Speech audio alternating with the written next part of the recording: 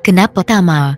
Saya tak mahu Pak Guru. Kamu takut kalau tongkat ni bukan tongkat sebenar, tongkat palsu. Saya tertunduk merenung lantai. Guru silat terus menggosok-gosok batang tongkat dengan secebis kain kuning. Saya hanya tersenyum merenung ke arah guru silat. Saya terus ke dapur membuat air kopi. Datang ke ruang tengah dengan 2 cawan kopi yang masih panas. Guru silat senang hati melihat 2 cawan kopi yang berasap di depannya. Ia terus letak tongkat atas lantai. Dengan tenang guru silat menghirup kopi. Bila guru silat berpusing ke kanan, cawan kopi yang dipegangnya terlepas dari tangan, jatuh atas lantai. Air kopi melimpah dan serpihan tembikar cawan berserakan. Telinga saya mula diasak oleh bunyi deru angin yang amat kencang di luar. Muka guru silat terus menjadi pucat. Kenapa Pak Guru? Tongkat tadi dah hilang. Kau lihat sendiri. Ya, ungkap saya cemas sambil merenung ke arah lantai yang beberapa saat tadi terdapat sebatang tongkat berada di situ. Saya jadi menggelabah. Selera untuk minum kopi terus mati. Badan terus terasa dingin. Desiran angin bertambah hebat bunyinya di luar. Saya mula terlihat dedaun tingkap yang rapat seakan-akan bergerak-gerak seperti ada sesuatu yang menekannya dari luar. Aku rasa ada sesuatu yang tak kena di rumah ni. Sekarang kau tengok sendiri Tama. Bukankah sudah aku katakan tongkat pusaka itu memang berpulka? Ya, saya mengangguk dengan rasa gemetar. Sepatutnya tadi aku bakar saja tongkat sial itu. Sebaik guru silat berkata demikian, terasa seluruh rumah bergegar dan bergoyang. Cawan kopi jatuh dan air kopi terus melimpah di lantai. Saya dan guru silat terpaksa berpaut pada dinding. Anehnya, gegaran itu cuma berlaku beberapa minit saja. Bila keadaan kembali tenang, saya pun terdengar suara azan berkumandang. Bunyi deru angin yang hebat terus menyepi. Guru silat yang tersandar di dinding meluruskan kedua belah kakinya. Sepasang matanya merenung tajam ke arah langit rumah. Aku pening Tama. Sebab saja guru silat mengakhiri kata-katanya, ia terus terkulai di situ. Saya jadi cemas. Tidak tahu apa yang harus saya lakukan untuk mengatasi keadaan yang agak gawat itu. Entah macam mana, saya merasai badan saya melayang-layang. Tiba-tiba, saya terasa ada sesuatu yang menghentak pangkal bahu sebelah kanan. Pandangan saya jadi berpinah-pinah. Sayup-sayup terdengar gema besi berlaga sama sendiri yang amat memekakkan. Seluruh sendi saya terasa lemah. Saya tidak terdaya berdiri. Badan terasa melayang-layang. Ketika itu juga saya terasa berada di satu tanah yang lapang. Saya melihat bermacam-macam jenis binatang dari yang berkaki 4 hingga berkaki 2 dan termasuk dari jenis yang melata atas bumi. Di hujung tanah lapang, saya melihat api yang cukup besar. Bahangnya terasa menyentuh kulit tubuh. Badan saya berpeluh dan api yang marah itu kian mendekati saya. Cara yang paling baik dan terselamat dari hangus di mamah api ialah berlari ke mana-mana dengan sekuat hati. Saya pun berlari arah ke utara dengan sekuat hati. Tidak saya duga api yang marah itu terus memburu saya. Apa yang terdaya saya lakukan ialah berlari dan terus berlari hingga sampai ke kawasan pinggir gunung. Sebab saja sampai di situ, seorang lelaki berbadan besar dengan rambut hitam lebat menutup kedua belah sayap bahunya, ketawa ke arah saya.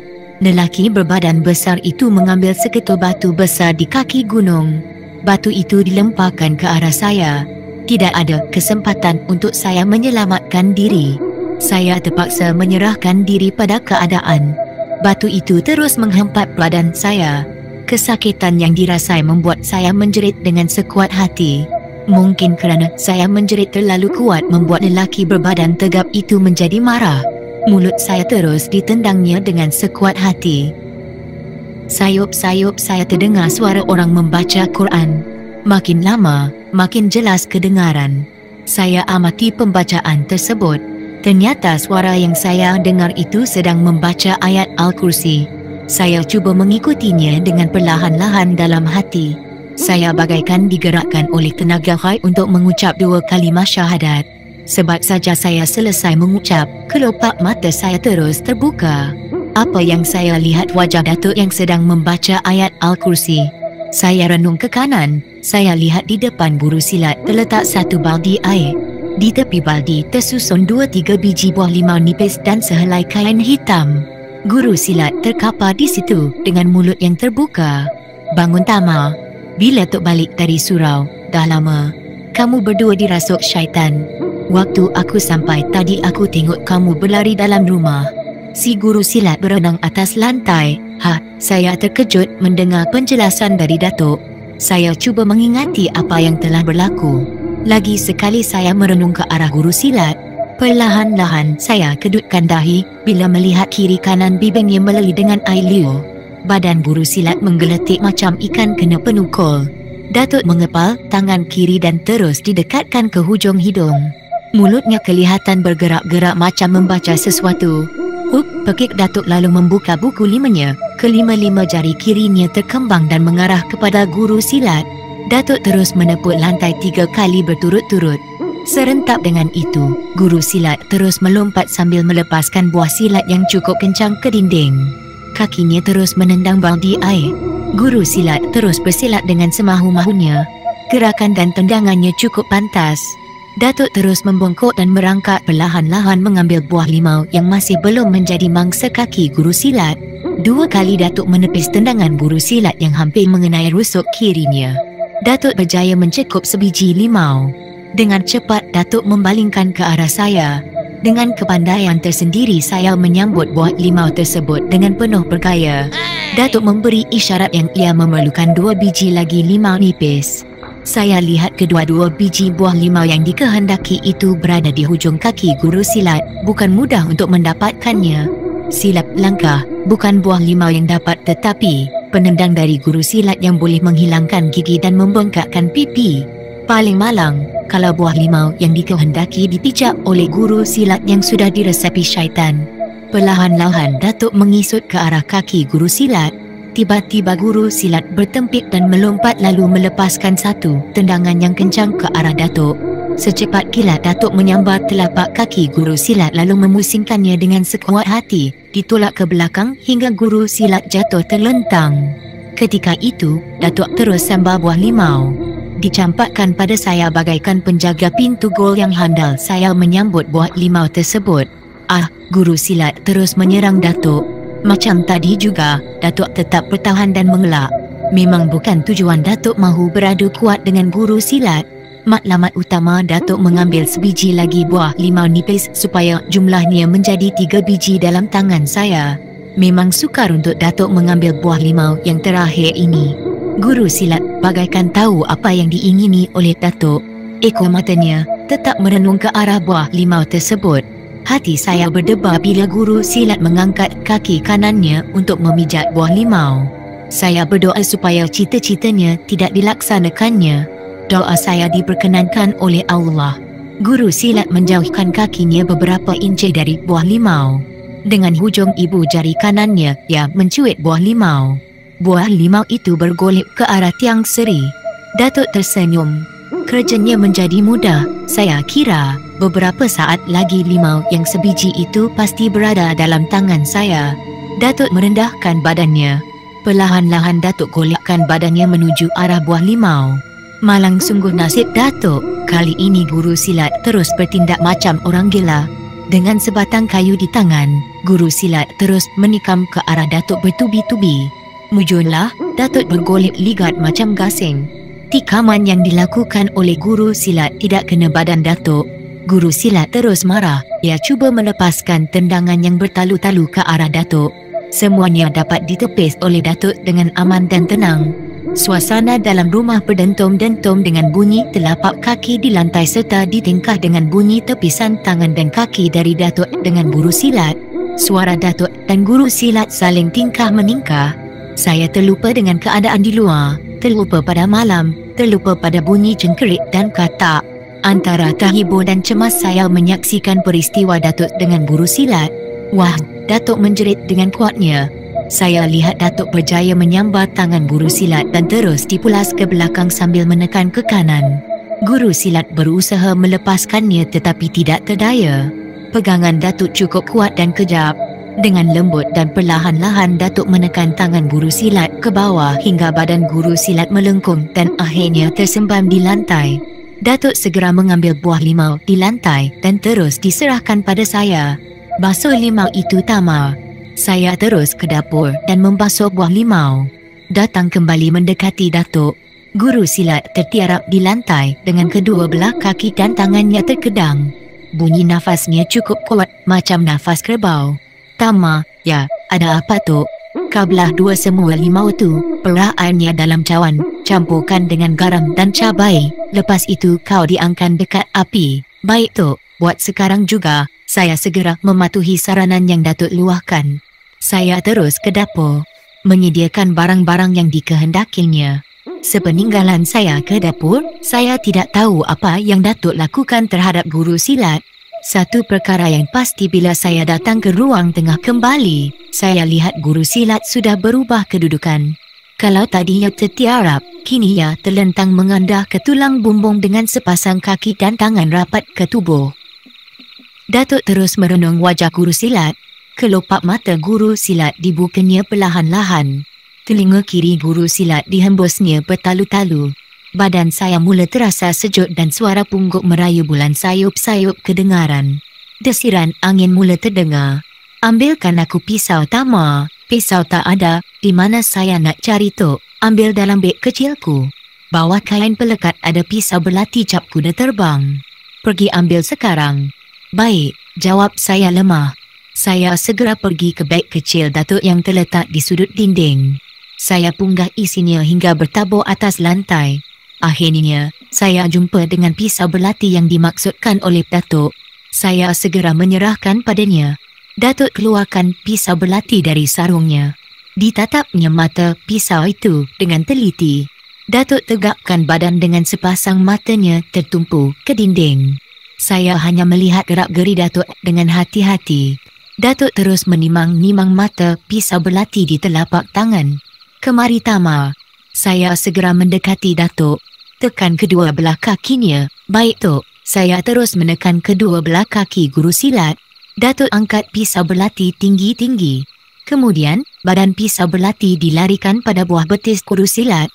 Tama, ya Tok. Aku mahu meluahkan kaki guru silat ini. Bila darahnya keluar, kau terus taruh air limau di tempat lukanya. Bila dia menjerit, kau tutup mulutnya dengan kain pelikat. Datuk mengeluarkan arahan. Datuk pun mengambil kain pelikat di atas lantai. Kain pelikat itu dilangkah 2 kali. Nah, kain pelikat ni, letak dekat kepala lutut kamu. Ingat, apa yang aku pesan, Tama. Ingat, Tok, kamu mesti tenang dan jangan takut. Baik, Tok. Datuk menatap wajah saya sejenak. Bahu kanan saya ditepuknya 3 kali berturut-turut. Datuk melakukan semuanya itu untuk memperteguhkan dan menguatkan semangat saya. Saya terkejut besar bila Datuk membenamkan hujung belati ke buah betis guru silat. Saya lihat darah pekat meleleh di kulit betis dan menitik atas lantai.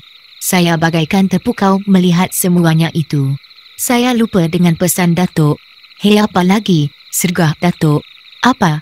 Apa benda? Saya seperti orang bangun tidur, tidak tahu apa yang mesti saya lakukan. Muka Datuk kelihatan merah padam. Datuk mencampakkan pisau berlati yang ada kesan darah ke dinding. Pisau berlati terpacak di situ. Bodoh, pekik Datuk sambil merampas air limau dalam cawan. Tidak memadai dengan itu, Datuk terus menolak saya hingga terjatuh. Saya terus membatu, tidak berani membantah. Semuanya kerana kelalaian dan kesalahan saya. Tak boleh harap, kutuk Datuk. Maafkan saya, Tok. Saya tak sengaja. Datuk terus menuangkan air limau ke atas buah betis guru silat yang sudah dilukakan oleh Datuk. Saya lihat seluruh badan guru silat bergerak ke kiri dan ke kanan. Sepasang kakinya juga bergerak ke kiri ke kanan. Guru silat mengeruh macam lembu kena sembelih. Saya sudah bersedia dengan kain pelikat. Kalau ia menjerit, sudah pasti kain pelikat menutup mukanya. Lama juga saya menanti. Guru silat tidak menjerit, tidak mengeluh. Dia membuka kelopak matanya perlahan-lahan, merenung le langit rumah. Datuk terus mengesat kesan darah di kaki. Air limau tidak lagi dituangkan pada tempat yang luka. Tama, guru silat bersuara. Cuba mengucap, Pak Guru. Guru silat terus mengucap dengan tenang. Bagaimana, Pak Guru? Saya menyoalnya kembali. Guru silat termenung macam ada sesuatu yang difikirkannya. Datuk terus mendiamkan diri. Datuk, kamu tak balik lagi, Tama? Dah balik, sahut Datuk lalu mendekati guru silat. Mereka berpandangan. Datuk memicit bahu kanan guru silat beberapa kali. Macam digerakkan oleh sesuatu, saya terus bangun mengambil cawan dan pisau belati. Semua barang-barang itu saya letakkan di tempat di bahagian dapur. Saya datang semula mendapatkan Datuk dan guru silat. Kali ini guru silat sudah pun duduk. Ia bagaikan tidak terasa apa-apa yang terjadi pada kakinya. Saya baru berjumpa dengan orang besar, saya berlawan dengannya. Dia kalah tetapi dia berjanji nak mencari saya. Guru silat membuka rahsia dirinya. Datuk tersenyum. Kau sebenarnya tak ke mana-mana. Kau pengsan? Datuk menjelaskan keadaan sebenar. Ya, saya ingat apa yang jadi pada saya dan Tama. Mana tongkat tadi? Tama, agaknya dah hilang terus. Guru silat ajukan pertanyaan pada saya. Cepat-cepat saya mengangkat kedua belah sayap bahu sambil menggelengkan kepala. Kalau ikut langkah dan petua, kamu berdua dirasuk syaitan. Ingatan dan fikiran kamu dipisahkan dari pancaan dera kamu. Kalau tidak ditolong, kamu boleh jadi lari ke hutan, masuk gunung atau gua. Terang Datuk. Semuanya kerana tongkat sial, sahut guru silat. Bukan kerana tongkat, kamu lalai. Kamu lupa kuasa Allah. Kamu tidak mengingatinya pada setiap saat. Sangga Datuk. Guru silat terdiam. Datuk terus menarik balutan di kaki guru silat. Bila balut itu terbuka, saya tidak dapat melihat kesan luka atau parut. Kaki guru silat tetap berkeadaan seperti biasa. Cuma sesekali guru silat terasa sakit bila melipatkan kakinya. Datuk segera menepuk bahagian kaki yang dikatakan sakit tu. 2 kali tepuk, guru silat terus menyatakan tidak terasa sebarang sakit. Tak usah banyak cerita lagi. Bersiap sekarang juga kita pergi rumah si sakit. Datuk keluarkan arahan. Matanya masih merenung ke setiap sudut ruang rumah. Dah jauh malam begini, Tok nak pergi juga, sangka saya. Dah pukul 11 malam, guru silat menyokong pendapat saya. Tak usah banyak cakap, kalau terlalu banyak cakap satu kerja pun tak jadi. Ingat, manusia dipegang pada janji, kebawa dipegang pada tali. Tekanan suaranya agak keras dan meninggi. Kedua-dua biji matanya dibeliakkan ke arah guru silat dan saya. Dengan rasa kesal saya segera tukar seluar dan baju. Saya tidak tahu apa perasaan guru silat ketika itu. Dari gerak-geri dan rihat wajahnya ternyata ia tidak menyimpan rasa kecewa atau hampa. Guru silat tetap mematuhi perintah Datuk. Kita belum makan lagi Tok. Tak usah gaduh pasal makan. Kalau rezeki kita ada, kita makan di mana-mana. Kalau tak ada kita minum kopi saja. Datuk menyelesaikan masalah yang menghantui diri saya. Tak usah bimbang Tama. Bila semuanya sudah selesai kita balik nanti. Aku masak nasi untuk kamu. Itu janji dari guru silat yang cukup menggembirakan. Sebelum membuka langkah menuju ke rumah si sakit, Datuk mengambil masa sejenak untuk membaca surah Yasin. Selesai baca Yasin, Datuk balut kepala dengan kain merah. Pakai seluar hitam dan baju hitam tetapi tidak memakai samping hitam seperti kebiasaannya. Kali ini Datuk mengenakan kain samping berwarna kuning. Cara ikatnya juga tidak seperti selalu. Ikatannya lebih banyak ke kanan. Tongkat tadi Tama, jerit guru silat. Sepasang mata saya tertuju ke arah tongkat yang di dinding. Kepalanya yang terukir bentuk 2 kepala ular nampak berkilau-kilau. Datuk juga merenung ke arah tongkat tersebut. Datuk tidak memperlihatkan rasa terkejut. Ia cuma tersenyum. Inilah tongkat yang berpulka itu, guru silat beritahu pada Datuk. Saya lihat Datuk tersenyum. Datuk menyuruh saya membuka tingkap sebelah kanan dengan seluas-luasnya. Cakap Datuk saya patuhi. Bila tingkap terdedah, apa yang saya lihat ialah kegelapan yang pekat. Pepohon kelihatan kaku tetapi di lantai masih ada bintang mengedip. Tiba-tiba saja saya terasa seram. Bulu tengkuk saya meremang dengan tiba-tiba. Datuk membuka kain ikat kepalanya. Dengan hati-hati kain itu dililitkan ke hujung jari kelingking. Dan jari kelingking itu diarahkannya pada tongkat yang tersandar di tepi dinding. Ketika itu terasa angin masuk dengan deras ke dalam rumah melalui jendela yang terdedah. Beberapa helai daun kering dan reranting kecil yang dibawa angin bertaburan atas lantai. Suara orang ketawa terdengar sayup-sayup ditingkah dengan bunyi lolongan anjing yang memanjang. Suara jamput dan burung hantu bersahut-sahutan. Tidak memadai dengan ranting dan daun kering. Angin yang bergerak kencang itu membawa pasir dan tanah merah serta serpihan batu nisan. Semuanya bertabur di atas lantai. Saya lihat baju dan seluar Datuk bergerak-gerak ikut rentau angin yang bertiup. Guru silat macam ditolak sesuatu. Ia terhuyung-hayang ke kiri dan ke kanan macam orang mabuk. Datuk tidak peduli apa yang berlaku dalam rumah. Ia berdiri lurus. Jari kelingkingnya yang berbalot itu digerakkannya ke kanan dan ke kiri, membentuk sebuah bulatan di udara. Matanya tidak berkedip merenung ke arah tongkat di dinding. Urat-urat di mata Datuk kelihatan merah dan seakan-akan timbul. Makin lama saya merenung mata Datuk, saya seperti melihat berbunga api yang membara dalam kolam matanya. Wajah Datuk kelihatan serius. Misainya kelihatan seakan-akan bergerak ke kanan. Datuk angkat jari kelingking hala ke barat daya. Tongkat di tepi dinding terus bergerak, terangkat antara lantai dan langit rumah. Muka Datuk kelihatan berpeluh. Datuk terdorong ke belakang macam ada sesuatu yang menumbuk dadanya dengan kencang. Datuk melawan hingga ia kembali berdiri tegak. Mulut Datuk kelihatan bergerak-gerak. Dengan kekuatan yang ada di tubuhnya, Datuk macam melemparkan sesuatu ke arah tingkap yang terdedah. Ketika itu juga saya melihat tongkat tersebut melayang sambil mengeluarkan cahaya. Tongkat itu meluru keluar. Datuk masih tidak berganjak dari tempat ia berdiri. Biji mata guru silat terbelah melihat peristiwa yang memang tidak pernah diduganya. Saya terkejut bila terjadi ledakan kecil di tempat tongkat aneh itu berdiri sebentar tadi. Bila ledakan itu berhenti, kelihatan asap hitam berkepul lalu menguasai ruang rumah.